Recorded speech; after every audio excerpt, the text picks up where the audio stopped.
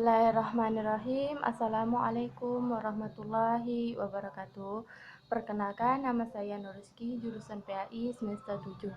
Alhamdulillah wassalatu wassalamu ala asrofil anbiya'i wal mursalin wa ala alihi wa sahbihi ajma'in, amma ba'du. Segala puji bagi Allah, Tuhan semesta alam yang telah melimpahkan rahmat dan karunia-Nya kepada kita semua, sehingga kita dapat melakukan perkuliahan secara online dan mudah-mudahan kita selalu dilimpahkan rahmat serta hidayahnya dan selalu diberikan kesehatan. Amin amin ya rabbal alamin. Salawat beriringi salam tidak lupa kita hanturkan kepada junjungan kita Nabi Muhammad SAW. Atas rahmatnya kita bisa merasakan Islam pada saat ini. Baiklah, di sini saya akan menyampaikan materi tentang anak yatim. Tapi sebelum itu saya akan bercerita sedikit tentang kisahnya Rasulullah SAW. Di sini Rasulullah SAW ditinggal oleh ayahnya sebelum dia dilahirkan, dan dia juga ditinggal oleh ibunya saat dia berumur 8 tahun.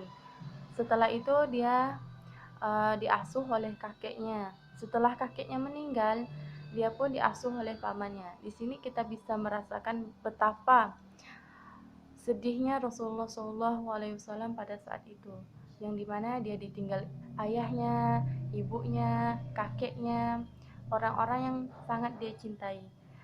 Di sini kata yatim disebutkan sebanyak 23 kali di dalam Al-Quran. Sudah pasti itu sudah jelas ya, anak yatim itu sangat dikasihani, harus kita pelihara, harus kita perhatikan keadaannya, karena baginda kita Nabi Muhammad SAW juga merasakan hal yang sama pada saat itu.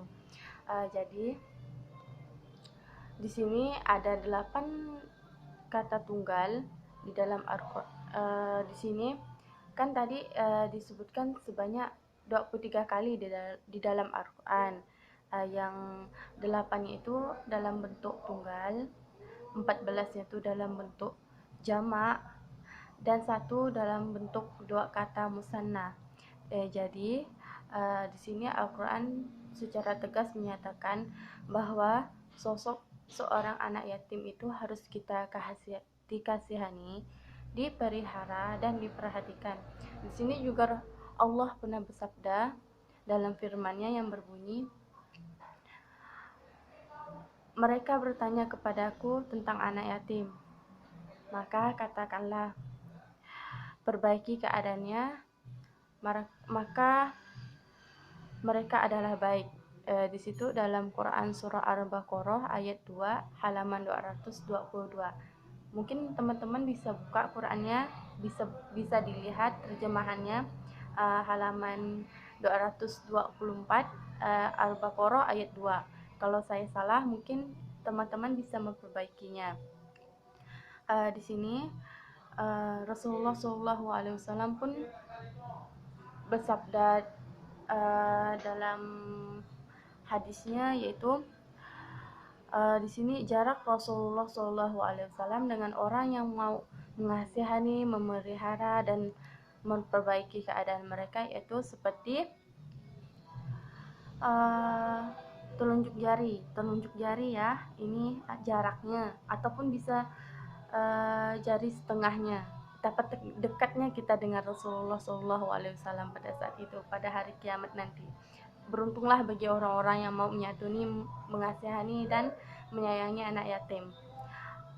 Yatim piatu juga ya, jangan dikira cuma anak yatim, anak piatu pun iya gak. Di sini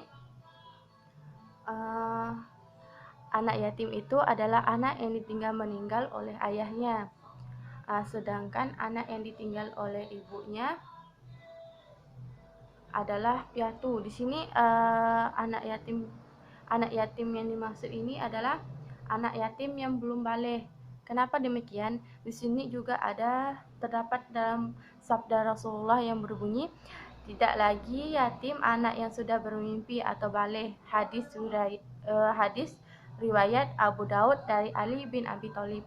Di sini kita sudah tahu ya, Rasulullah SAW sudah menyatakan orang yang sudah baligh tidak lagi disebut anak yatim, Tetapi orang yang disebut anak yatim itu adalah orang yang belum balik dan telah ditinggal meninggal oleh ayahnya.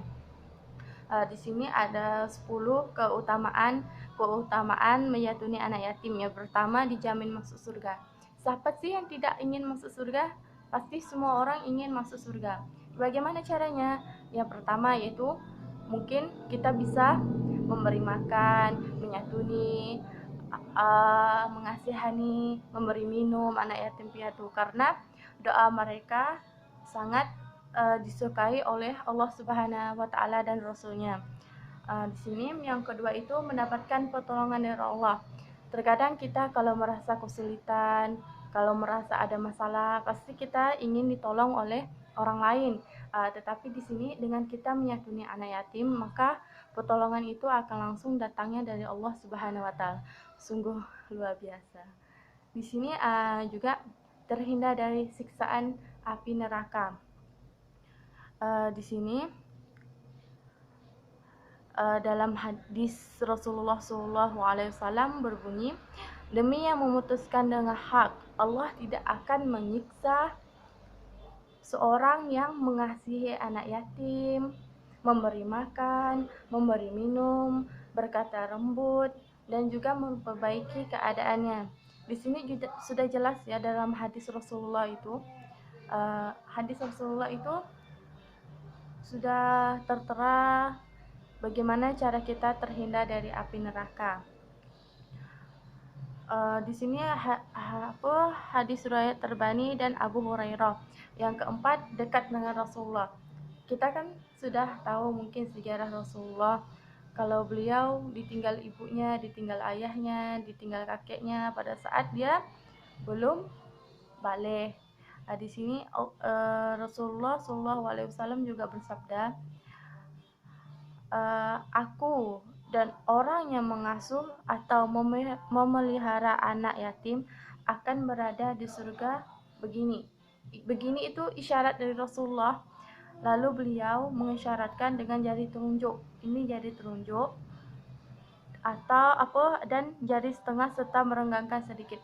Siapa sih yang tidak ingin dekat dengan Rasulullah gitu? Orang yang sabar, yang pokoknya yang didambakan semua umat, yang ingin bertemu, rindu gitu kan dengan Rasulullah. Apalagi beliau itu salah satu orang yang dijamin masuk surga oleh Allah Subhanahu wa taala, dan beliau juga adalah nabi terakhir yang membawa kita kepada masa yang dimana kita rasakan saat ini, yaitu nikmatnya Islam.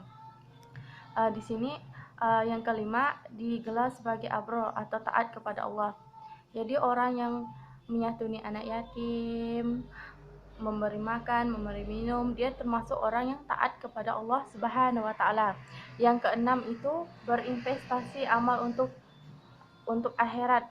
Karena kita tahu kan di sini ada 3 yang tidak bisa memutuskan amal. Yang pertama yaitu amal jahiliyah, yang kedua itu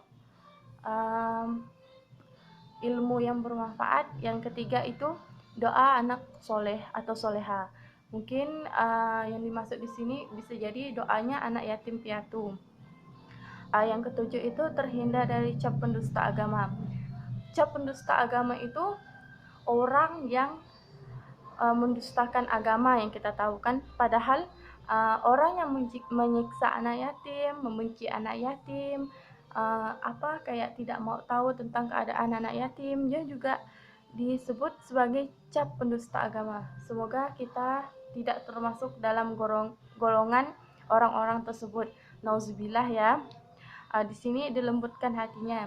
Kenapa demikian? Karena orang yang menyatuni anak yatim akan dilembutkan hatinya oleh Allah Subhanahu wa taala. Karena pertama dia memiliki rasa kasihan, dia memiliki rasa prihatin, dia juga memiliki berbicaraan yang lemah lembut gitu. Yang ketiga itu yang kesembilan itu mendapatkan banyak pahala. Pastinya, karena sudah jelas di sini orang yang menyatuni anak yatim, orang yang memberi makan anak yatim, orang yang berkata lembut kepada anak yatim, dan orang yang mau merawat anak yatim itu sudah pasti dijamin masuk surga oleh Allah Subhanahu wa taala. Kecuali dosa yang tidak bisa dimaafkan, yaitu musyrik, salah satunya menuakan Allah. Tapi kita sebagai manusia kita tidak tahu ya, kita ini gimana gimana. Yang patut menilai kita itu hanyalah Allah Subhanahu wa taala. Yang ke-10 itu mendapatkan banyak kebaikan. Banyak sekali kita merasakan kalau kita ini kalau menyatuni anak yatim itu nanti gimana ya cari makannya, gimana ya ininya itunya kan. Dengan kita menyatuni anak yatim, Allah Subhanahu wa taala tidak akan mengurang pendapatannya. Allah Subhanahu wa taala akan selalu mencukupi kebutuhannya dan anak yatim tersebut. Dia juga akan mendapatkan ganjalan yang setimpal, yaitu dimasukkan dalam surga kalau dia tidak melakukan dosa yang saya sebutkan tadi. Mungkin cukup sekian yang dapat saya sampaikan. Mungkin ada yang kurang berkenan atau ada mungkin kata-kata saya yang terbolak-balik karena saya sendiri juga belum terlalu menghafal bukan belum menghafal, saya itu yang namanya manusia tidak luput dari kata lupa, hilap. Jadi kalau misalnya ada kawan-kawan yang ingin bertanya atau memperbaiki dari apa yang saya sampaikan, silahkan, dan saya juga berterima kasih atas waktunya untuk menonton video saya. Baik, Assalamualaikum warahmatullahi wabarakatuh.